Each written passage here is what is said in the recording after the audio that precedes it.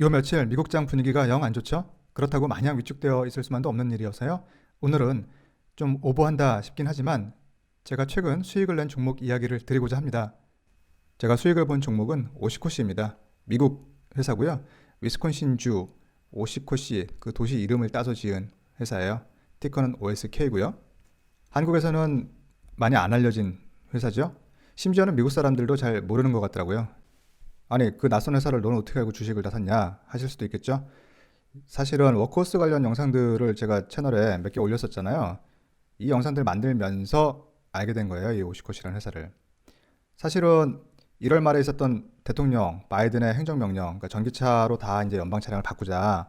그 이후로 2주 동안 이 EV 차량 업체들 주가 중에 워크호스가 제일 많이 올랐더라 하는 영상을 제가 제일 먼저 올렸었는데, 아유 행여 또 그거 보고 제가 누군가 잘못 유도하는 거 아닐까 이런 겁이 나가지고 반대 방향에서, 그러니까 워크호스가 갖고 있는 약점이나 리스크는 뭐가 없나 이런 걸 좀 영상으로 만들어서 2개 올렸죠. 그러니까 리스크가 워낙 많아가지고 2개 영상으로 쪼개서 올릴 만큼 뭔가 약점들이 많았던 건데, 그 중에 사실 제일 결정적인 게 바로 이 USPS 차량 관련한 입찰에서 오시코시하고 포드 컨소시엄이 뜻밖의 이길 수도 있겠다, 많은 사람들의 생각과 달리 이런 현타가 온 거였죠.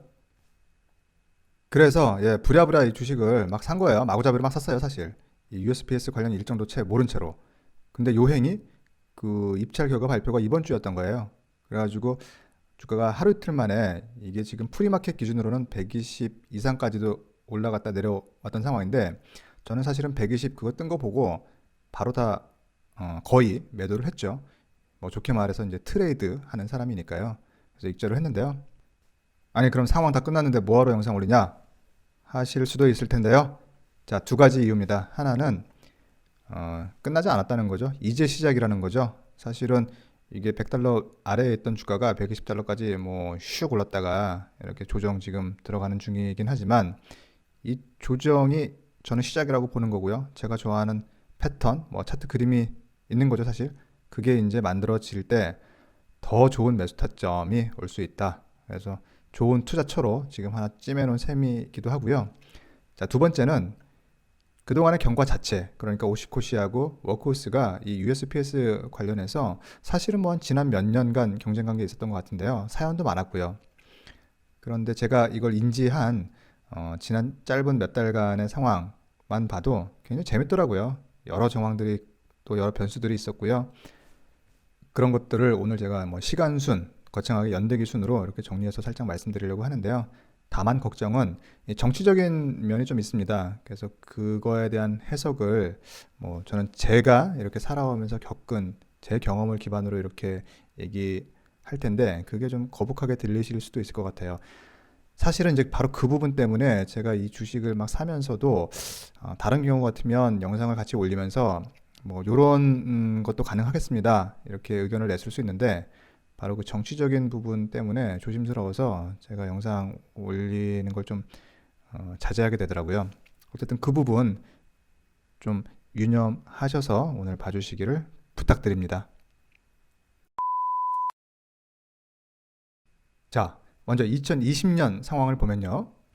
미국 우체국 USPS에서 기존에 이제 노후한 차량을 대체할 새로운 차량 납품할 업체를 이제 선정하겠다, 이런 입찰을 진행했고, 미국 내에서 15개의 쟁쟁한 그 업체들이 단독 또는 팀으로 이렇게 응했었는데, 워커스 같은 경우는 사실은 이 오시코시가 포드하고 같이 팀을 이룬 것처럼 굉장히 큰 메이저 회사하고 같이 시작했는데, 뭔가 중간에 사정이 생겨서 단독으로 이제 파이널 후보가 됐고, 오시코시는 포드하고 이렇게 짝을 이룬 채로 마지막 파이널 세 후보 중에 이제 하나가 된 겁니다.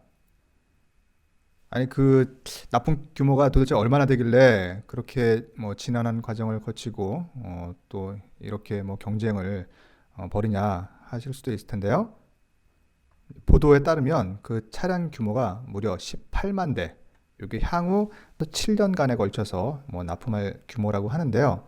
그리고 USPS에 차량을 납품한다. 특히 그 사양이 만약에 전기차로 한정이 된다면 그 발전 가능성이랄까요? 뭐 이런 게 또 같이 생기는 거니까 굉장히 큰 거죠, 한마디로. 그리고 금액으로 환산하면 그게 8빌리언이 넘고, 이거 뭐 환율 굳이 계산하자면 우리 돈으로도 한 9조 원에 이르는 걸 테니까요. 한마디로 큰 거죠. 예. 근데 분위기가 처음에는, 그러니까 2020년 아마 상반기, 여름 이 정도까지만 해도 포드가 있어서 그런지 이 팀이, 이제 오시코시가 끼어 있는 이 후보 팀이 될 가능성이 높아 보인다, 이런 보도들도 좀 있었던 것 같아요. 근데 시간이 갈수록 워크호스가 탄력을 받습니다. 알고 보니까 그 이유인즉슨, 자, 이거 NPR 10월 보도인데요. 여기 제목에 있는 대로 당시 대선을 앞두고 트럼프 쪽에서 이 오하이오에 굉장히 공을 들입니다. 그래서 상징적인 어떤 조치로서 오하이오에 소재한 신생 EV 업체인 워크호스하고 로지타운 이쪽에 공을 많이 들이는 거예요. 여기 상징적인 어떤 이벤트 사진이 있는데요. 이 로지타운의 스티브 번 CEO를 무려 백악관으로 초대해서 마치 상품 세일 행사처럼 이렇게 그림을 만들어 주는데요. 이 차가 바로 로지타운의 그 인듀어런스라는 모델이죠. 이걸 지금 만들어서 예약 판매 뭐 10만 대 돌파했다고 보도가 났던 것 같기도 한데요. 여튼 이 로지타운의 그 지분 10%를 갖고 있는 워크호스, 뭐 같이 간다고 보고, 이 워크호스하고 로지타운을 굉장히 띄워주는 그런 립 서비스를 하는데요. 여기 마침 여기 지금 보이시나요? 이게 썸네일처럼 지금 만들어 놓은 요 그림상, 자, 빨갛지가 않고 이렇게 노랗게 되어 있는 요 지역, 오하이오주죠. 이게 지금 공화당 편향이긴 하더라도 확신이 안 서니까 이 트럼프 캠프 쪽에서는 애가 탔을 것 같아요. 그러니까 좀 이런 나중에 뒷말이 무성해질 우려가 있음에도 불구하고 이렇게 확실한 쇼잉을 해주면서 좀 과도한 립 서비스를 날렸고, 요때 워크호스가 굉장히 탄력을 받았던 그런 정황으로 보이죠. 당시에 또 이 워크호스 주가가 한번 붕 뜬 적이 있었는데, 그게 바로 이 로즈타운 그 상장하는 그 시기였던 거고, 로즈타운 상장이 굉장히 성공적으로 진행이 되면서 뭐 계속 말씀드리지만 그 지분 10%를 보유하고 있는 이 워크호스가 굉장히 지금 뭐 각광을 받았던 그런 시기가 좀 있었죠, 그때. 예. 그리고 바야흐로 2020년 11월, 자, 미국 대선이 치러지죠. 그래서 어떻게 됐나요? 여기 이제 보시다시피 오하이오는 트럼프가 막판까지 그렇게 극진한 공을 들인 덕분인지 깔끔하게 이깁니다. 자, 반면 약간 간당간당했던 이 미시건, 그리고 이 위스콘신, 여기는 자, 계속 말씀드리지만 이거 플립 표시한 거는 아주 박빙으로, 사실 그때 대선 결과 기억하시는지요? 뭐 개표 막바지에 이제 역전이 이루어진 곳들이죠.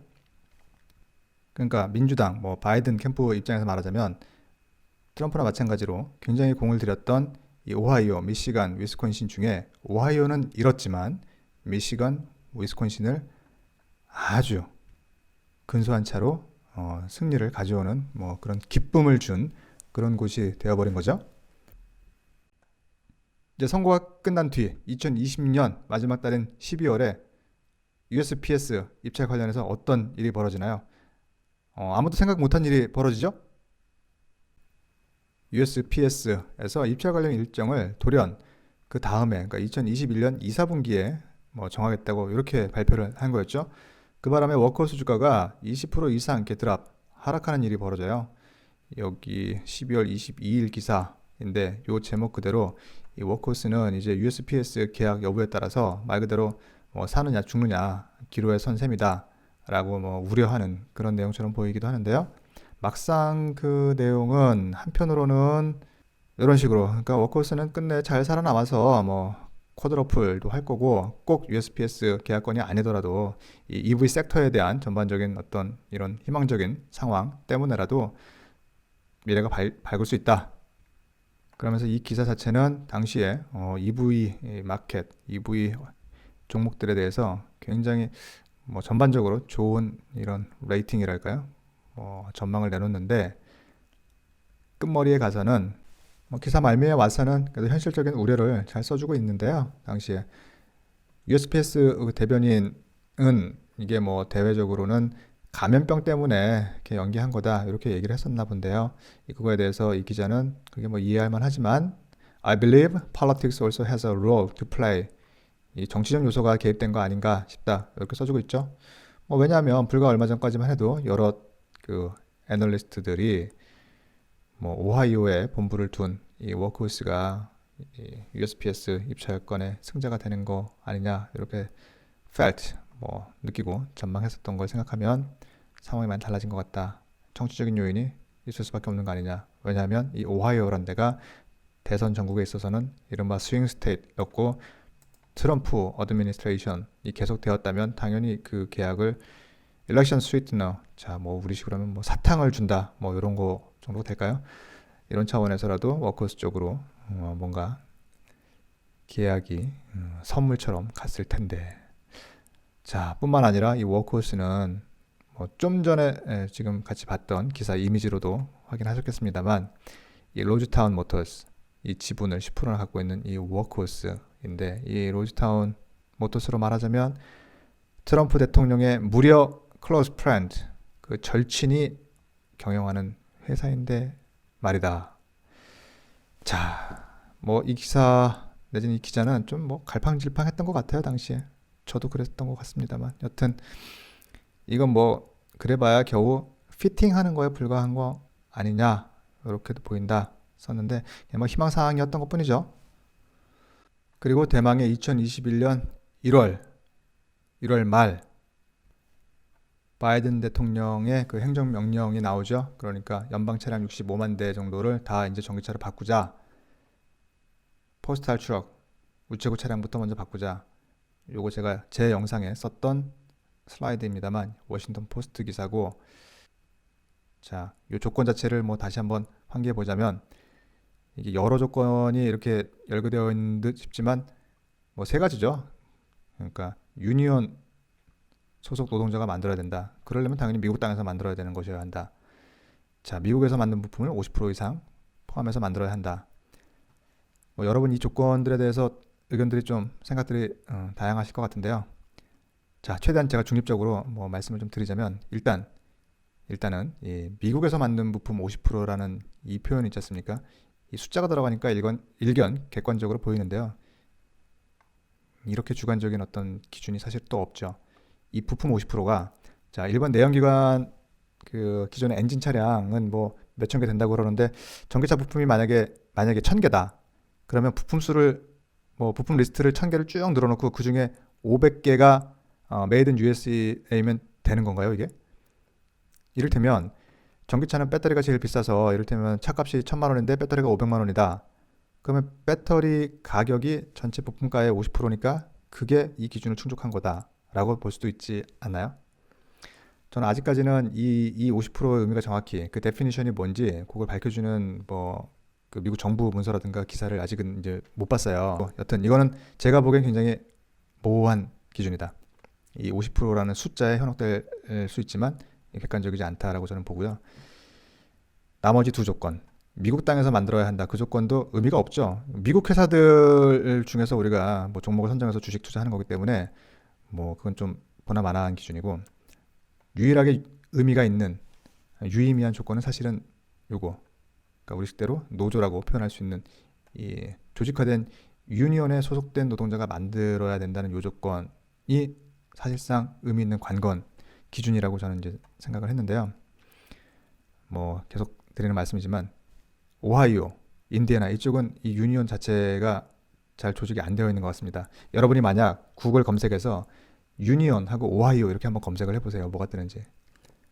그 젊은 여자 노동자들이 우리도 노조가 할 수 있게 해주세요라고 피켓을 들고 이 추운데 길바닥에 나와서 데모하고 있는 그런 사진이 보일 겁니다. 반면 미시간하고 위스콘신 여기는 UAW, 이 유니온 각 구역 그 넘버링이 쫙 되어 있습니다. 그 업체마다. 한마디로 이 조건이 제일 조건이면서 사실상 유의미한 조건일진데, 미시간하고 위스콘신에 소재한 업체들을 피해갈 방도가 없어요, 제가 보기엔.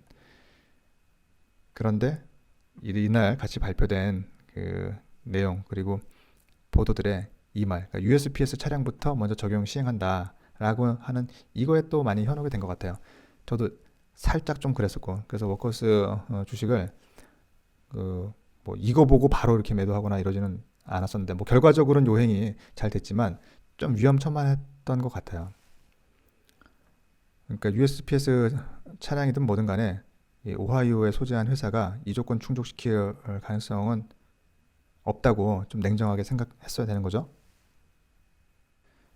근데 돌아보면 그런 냉정함 유지한 사람이 뭐 저도 그러지 못했지만 거의 없었던 것 같아요. 이거 지금 이런 매체의 기사인데, 자, 기사 제목이 뭐 Buy Workers Stock, 그러니까 바이든의 행정명령의 수혜자가 될 이 워커스 주식을 지금 사자. 제목이 이렇습니다. 자, 왜 그러냐?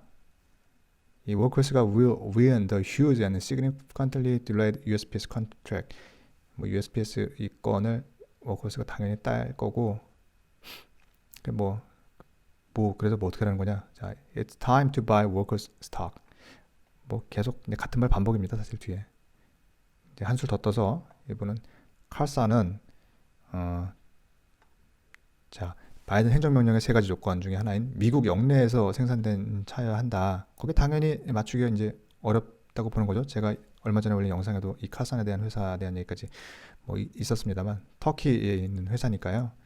조건 맞추기 힘드니까 자동방으로 떨어져 나간다. 그리고 이건 좀 굉장히 크리티컬 하달까요? 좀